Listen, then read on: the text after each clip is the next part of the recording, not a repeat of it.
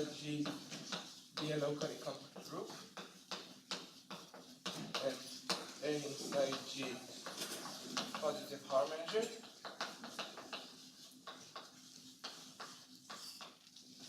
then we set A inverse inside G contains an open neighborhood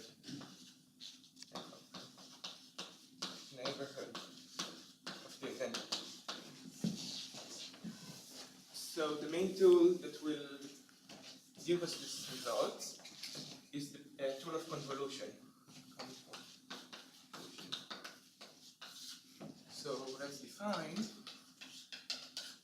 By the way, I'm not sure that I mentioned this, but by L1 of G and Magani LP of G, they refer to the LP spaces of G with the left half measure.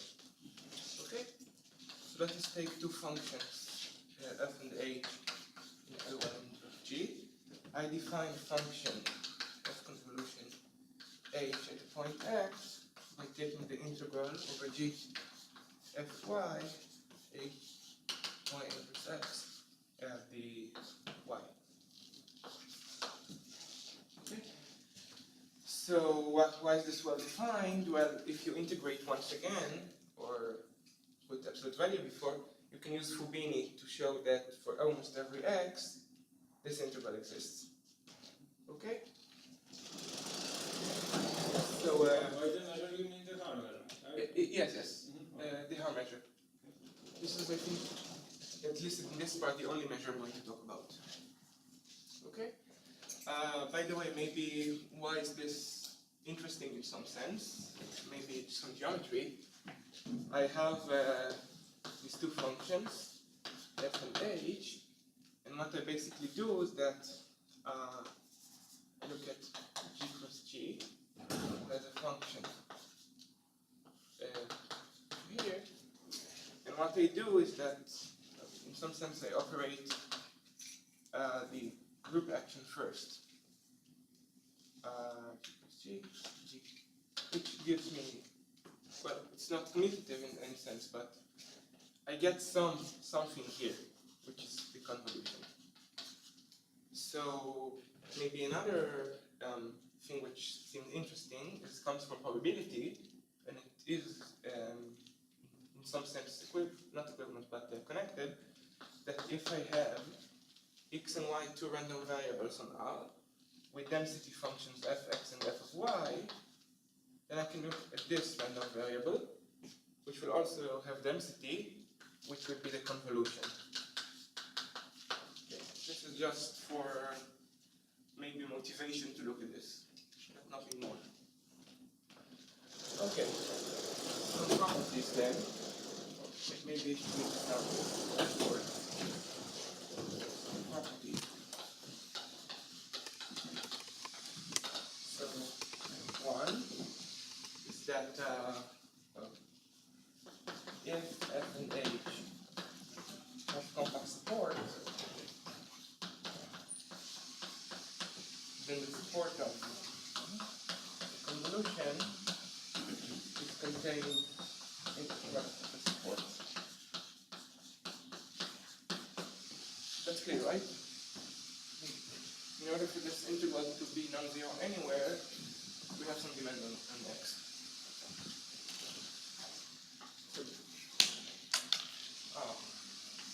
The second thing that I want to say is that if h happens to be bounded, say continuous with compact support, but okay, it's actually also bounded, then the convolution of f and h lies in L infinity of g, and its value everywhere can be bounded by the node f and 1, infinity of h. Okay? The third property that I want to put on the board is that, well, the convolution operator from L1 and L1 to L1 is bilinear. Okay, that's also clear, right? Just integrate. What is F in the second item? Here. H, I fix F to be in L1. But thank you. One of them is in L1 and the other is in L infinity. That's right. And the fourth property that I'm going to put as a board is that if F is L1 and H is continuous, say, with compact support to make everything defined as it should be, then the convolution of F with H is actually continuous.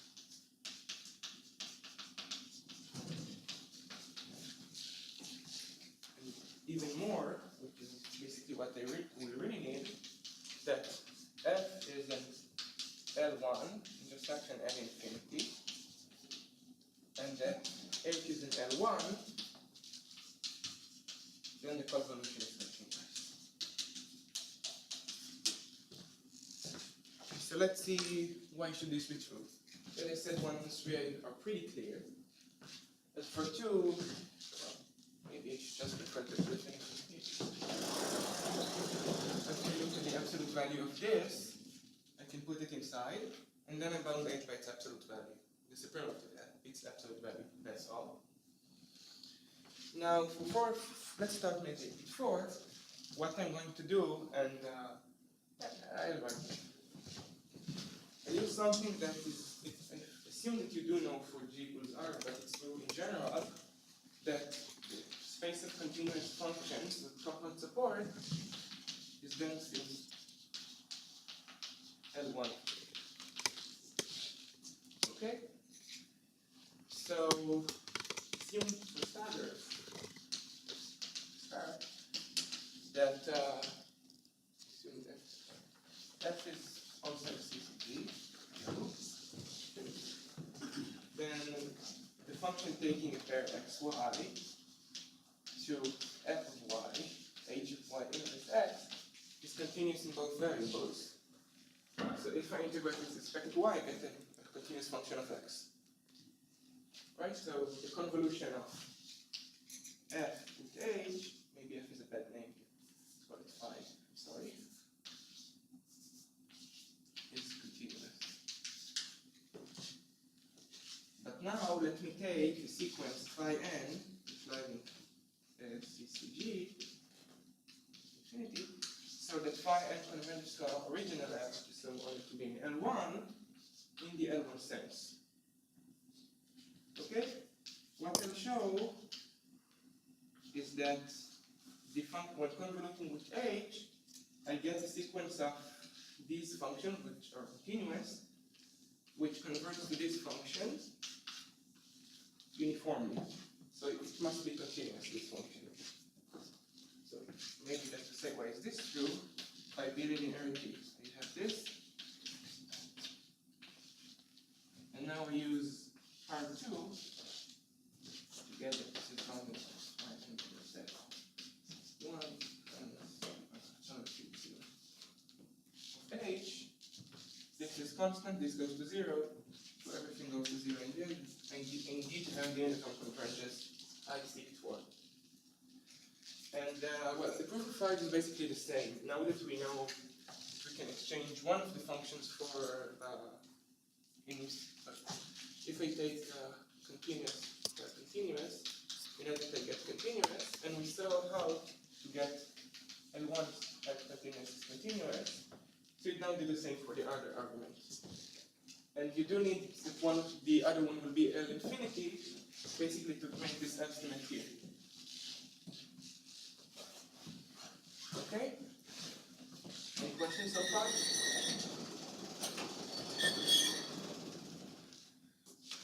Okay, so it turns out that all of this is enough to prove our theorem, which is quite surprising actually. Proof of theorem. So let me assume without loss of generality, by shrinking the set A, we want to show that A inverse contains an open set, that both A and A inverse have finite measure, finite power measure, right? Now I look at the function, maybe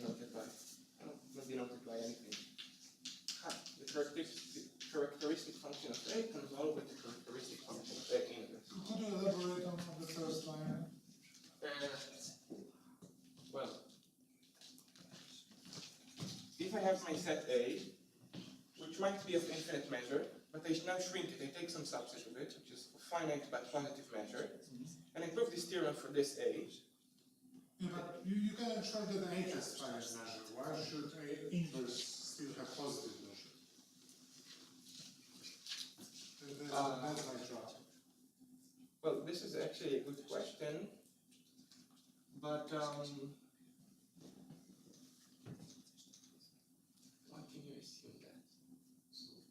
The left half measure and the right half measure Are the same on absolutely Oh, okay. continuous. Ah, Each right. other, and actually we know that the is negative. Right. It's the modular function. Yes. Okay. Thank you. Forgot about that. Okay, so again, thank you. We can shrink A and have this phenomenon. Or not phenomenon, just assume that A and A inverse have minus measures. So chi A is now in L1 at infinity. If chi A inverse is in L1, so by what we saw, this is a continuous function. Is continuous. Okay? And its support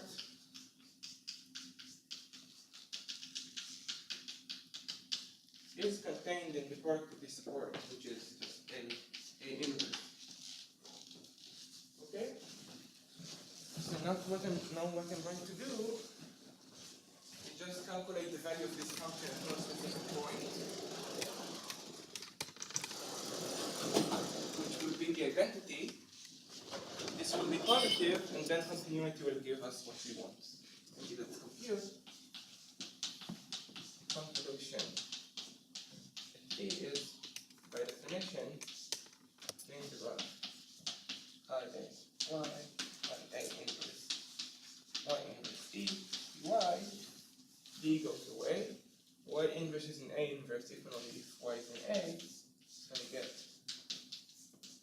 this integral, which is exactly the integral of chi A alone, because it only achieves the values 0 and 1.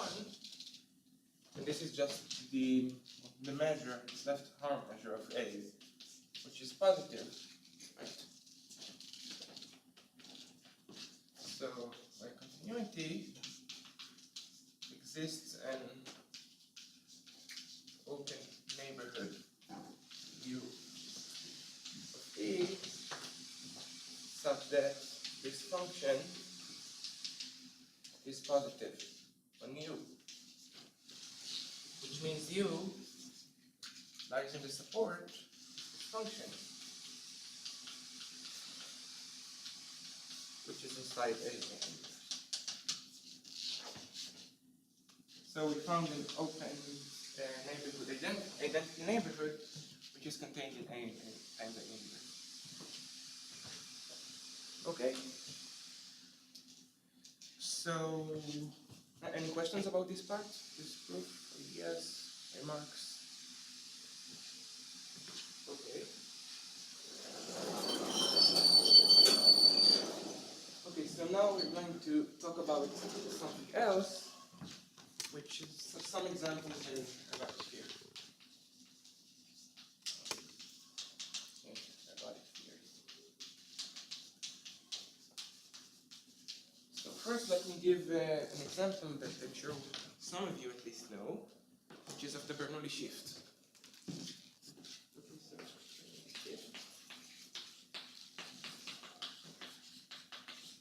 Let me take the space X to be the space of all binary both side infinite sequences. And let me consider an operator in this space called sigma, which is basically the shift operator. Meaning that if I have a sequence of points, let me write it this. If X is a sequence both sides, then I can look at the shift. At the point I would be xi plus 1. So maybe what this means is that I have an infinitely long strip of zeros and ones. 0, 1, 0, 1. These are the positive numbers, so this is the future. These are the negative numbers, so this is the past. And what my function sigma does, the shift, is basically move this move the time 1 second forward. Move the strip 1 left. Okay? So X has an invariant measure. Yeah. A lot of such. Let me take this one. On each copy of 0, 1, take the 50-50 measure.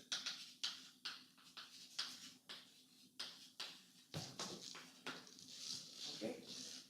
And now the measure on X will be just the product of these measures. 50-50. So what does this mean? Just make the playing field even. Is that if I look at the set Q, cylindrical set, which is all the elements X, when I specify some n coordinates, so for example xi1 is some alpha 1, xi2 is some alpha 2, xin is some alpha 2. And just all these indices are different to not have redundancies nor contradictions. So the measure of this set U is exactly half the power n, meaning that the coordinates are independent of each other. Okay? So I have an action and I have my measure, and I can ask myself whether or not this system, this action, will survive or mixing or plenty of stuff. So theorem, the action of sigma. Well, maybe just to write it in Greek notation, I have an action of z on x, so that nx on an element applying the shift n times. Okay, and I claim this is it's ergodic, and it's even mixing. So let me write one way of defining the mixing for an action of z. So z transformation acting on a state is mixing if I take any two sets A and B, say that which are measurable, and I look at the dependence of A and B, but only after a lot of time. Then this goes to this number, meaning that after a lot of time, A and B are independent of each other. Okay, so this is mixing. Or one possible definition of mixing, there are a lot.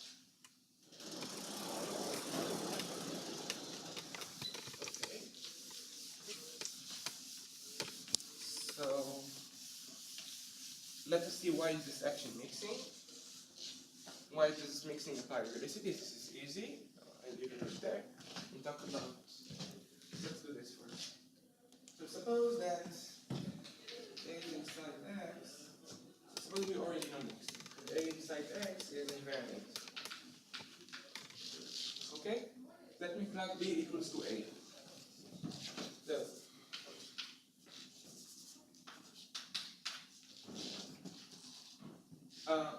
maybe I should say, I assume here that X has, the action is P and P. This is not a general action. I have some value in the backup, which is important. So if I take invariant set and write A here, because A is invariant, what's written here is basically the intersection of A with A. The measure of A is the same as the measure of A squared. The measure of A is either 0 or 1. So either A is full or it's null.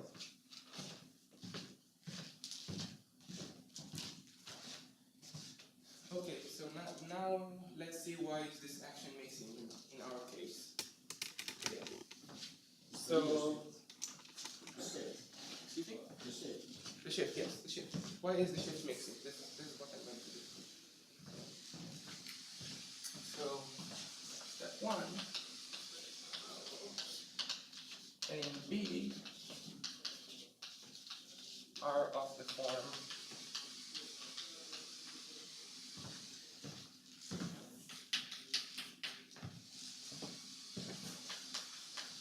star. Okay?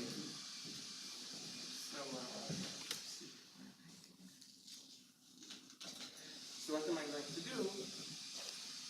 Suppose A specifies the coordinates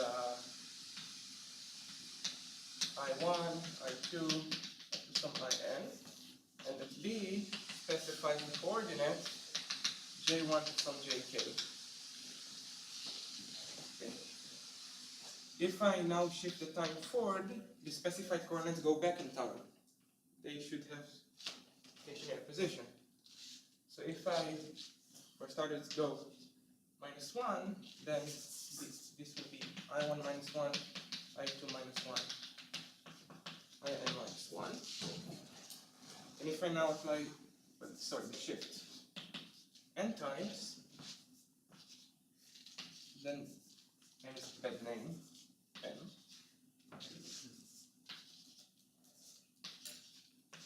These go m spaces back in time. In particular, if m is large enough,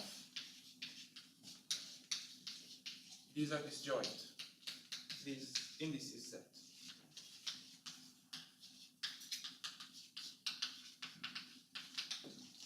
So the shift m units back A intersection B is actually, well, just specifying these coordinates which are different of each other. So the measure of specifying n plus k coordinates. The measure of the intersection is just 1 over 2 half the power n plus k, number of specified coordinate n, which is half the power n half the power k,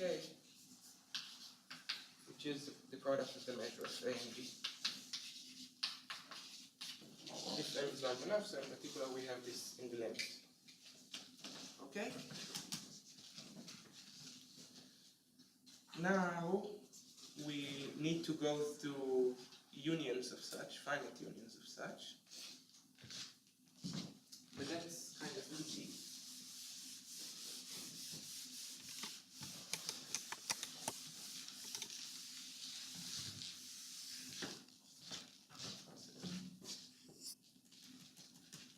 Okay.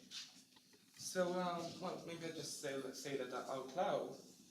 The same argument works completely if A and B are not cylindrical sets, as I probably just erased. Sorry about that.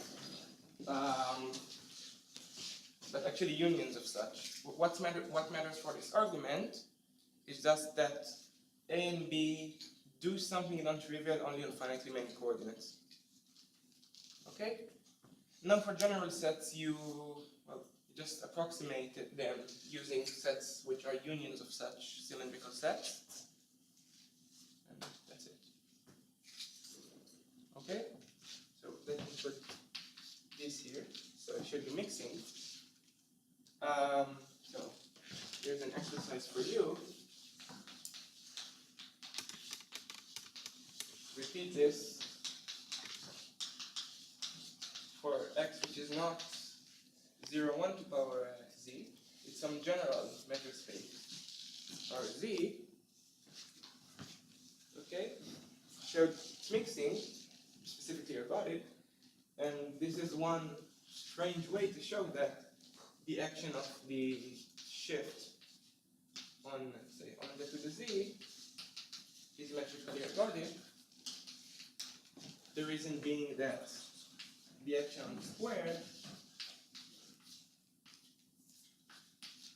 is basically the action of on a different omega.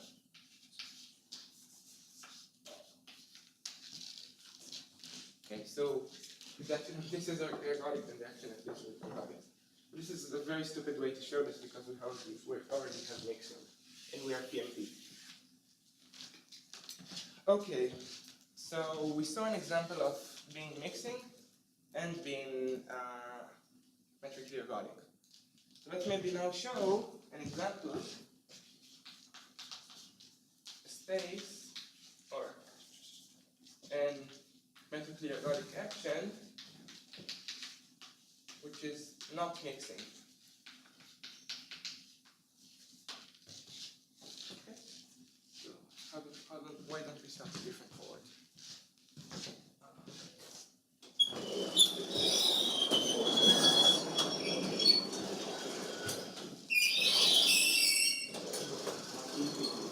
Excuse me? Not PMP. Metric is ergodic PMP action. Yes, this is a PMP action because you have this measure which is preserved, the product measure.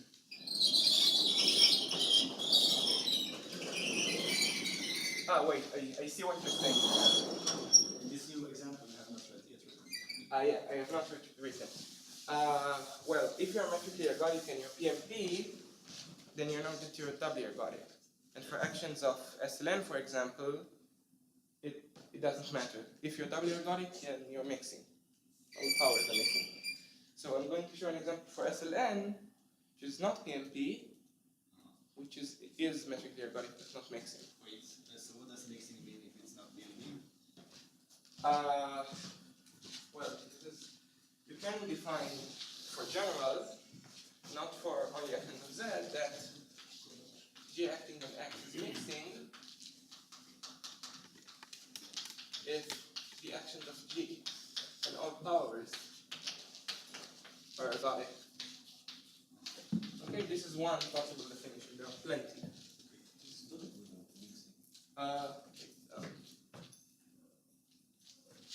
Sorry. This. I'm sorry. That's, So is mixing weekly mixing? what? Sorry. Is mixing weekly mixing or this? Mixing is weekly, but this is second week. I'm sorry. I guess you want to show that.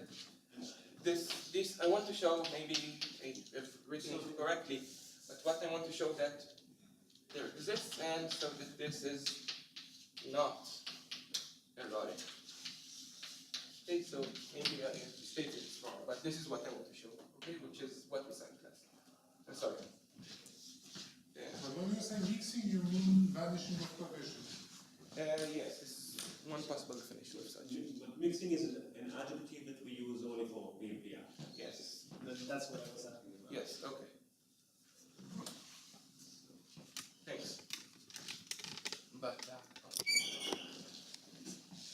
so So is this what you wrote different from being not being doubly ergodic?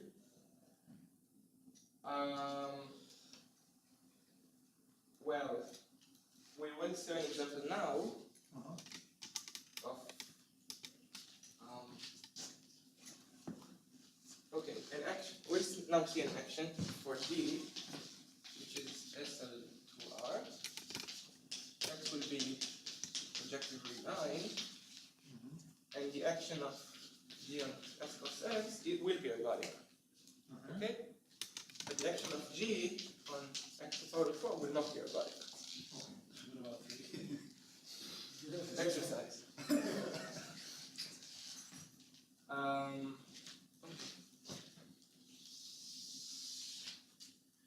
So maybe just a reminder to what we did 2 days ago. We took G, which is let's say 2R, which acts on R squared. This action preserves the lines through the origin, so we can take the projectivization. And that GL2R acts on projectivization, which is T1R. Okay? Now this stuff. Okay. So what can we say about this action? So one, I claim that this action is free transitive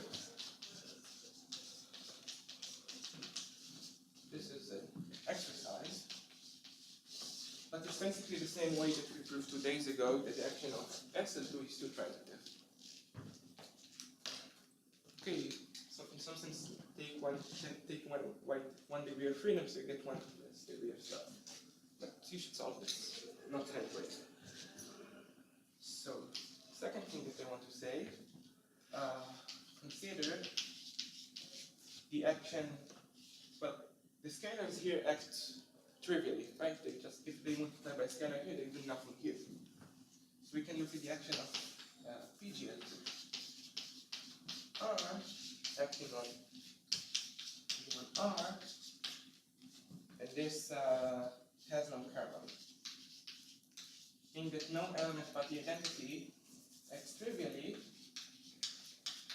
and it's the same thing that we showed 2 days ago for PS2. It's the same proof. Okay? Actually, more is true. It's true. If some element of PGL2. So, has no kernel mean every element acts non-trivially? Yes, any element which is not the identity acts non-trivially. Exactly. If you want the homomorphism from this to automorphism to this, has no kernel. This is what I'm saying. So if this preserves 3 points, distinct points,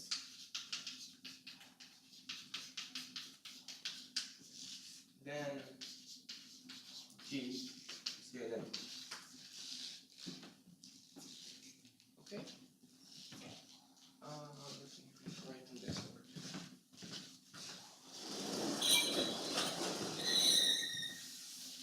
So why is this so? Well, we know that stabilizers of points in the same orbit are conjugate to each other. So if you consider the action of the space of 3 distinct points and use retransitiveness, it's enough to prove for a very special triple. So take this triple.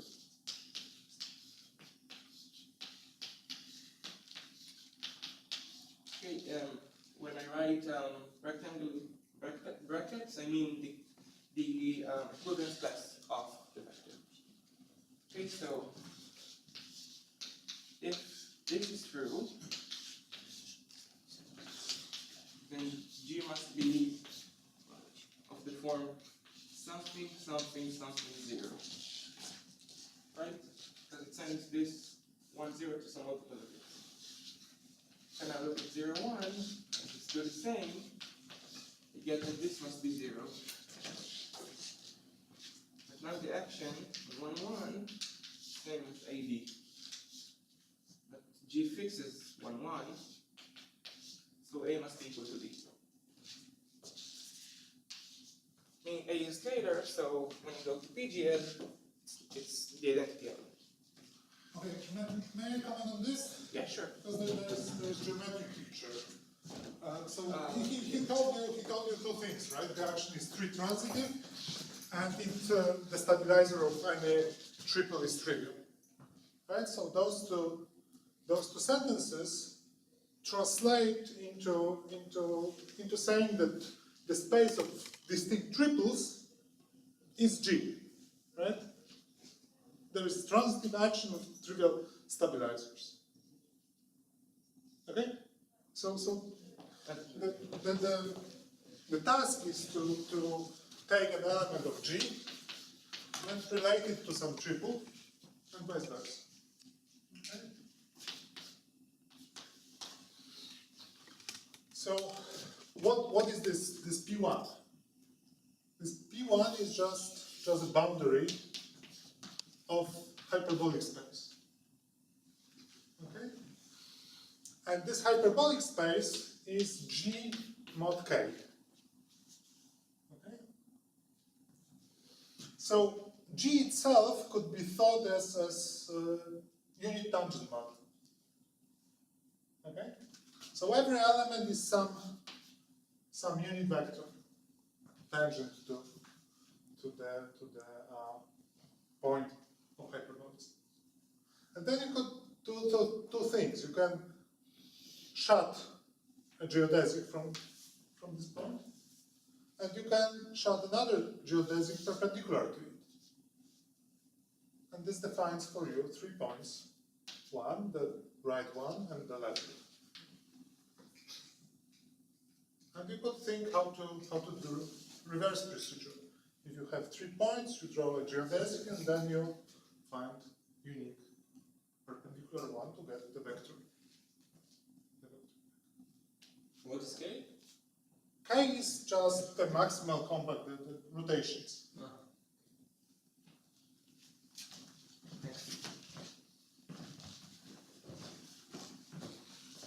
Okay. So after doing this,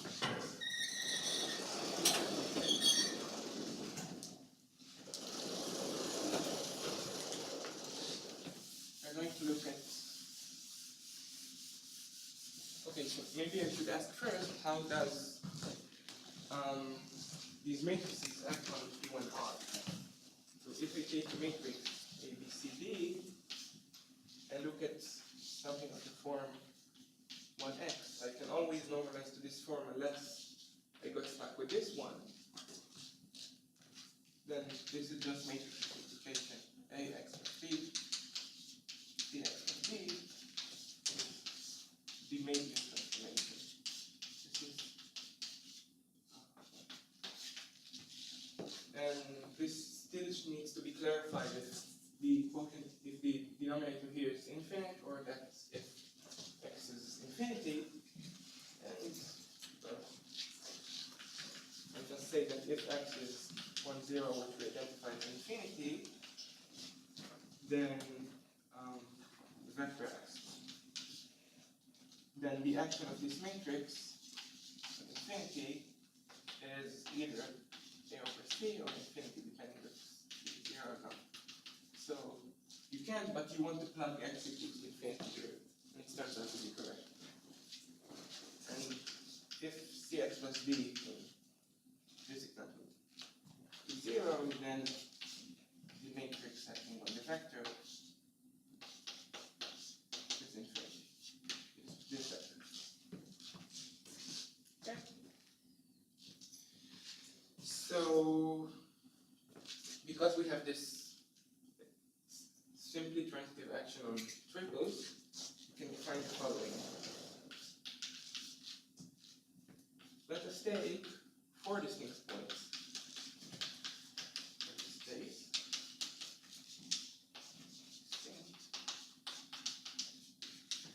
Okay. Find the unique G in PGL2. R, which takes the point W to 0, the point X to 1, and the point Y to infinity. Okay? Define, maybe in another pattern, there,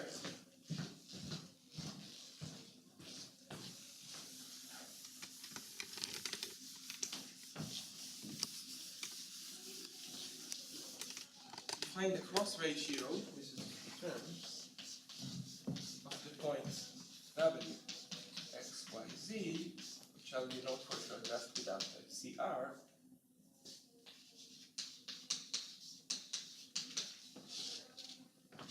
as the action G of Z. So maybe in the geometrical picture that Garland showed us, we have our 4 points. We can somehow reconstruct using the first 3, or maybe we can model vector. We want to show how does Z look with respect to it in some sense. We standardize our first 3 points to something which you know where, and check out what happens with the last one. Okay? So note that this function is GL2R invariant. Why is that? If we take our points W, X, Y, and Z be distinct, and you take some h in this group, we now have our new triple, which is new for tuple hw, hx, hy, and hz. So how should we standardize now? We should first invert h, and then imply what we already know, which is g. Or if you want this written, you can write this like this. G is 0, g h inverse, hx is 1, and gh inverse of hy is 1, 0. Okay? This means that what? The cross ratio now of these new points is by definition, how does hz look under this standardization? This is standardization now, which is exactly g of z, which is the cross ratio wx, yz. Okay? So now we are finally ready to build this action that we want. 5 minutes over time. I took 5 minutes. Don't worry. What? Sorry? I took 5 minutes.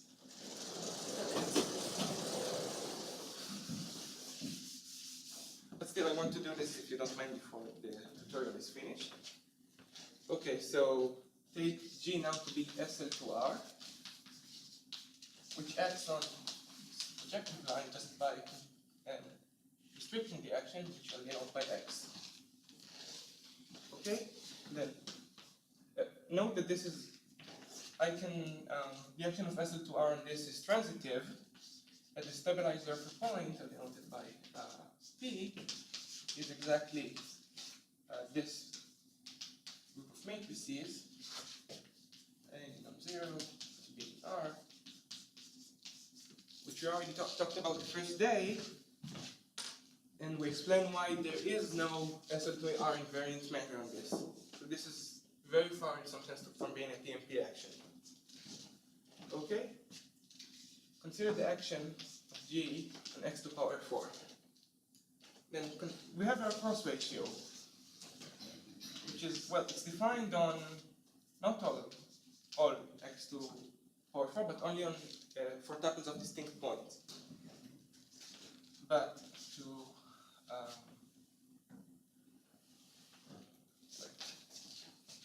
okay, but what I want to say. Then we can look at the points that go to infinity and remove them. So minus something, and look at this back to R now. And on these bad points, on the part that is not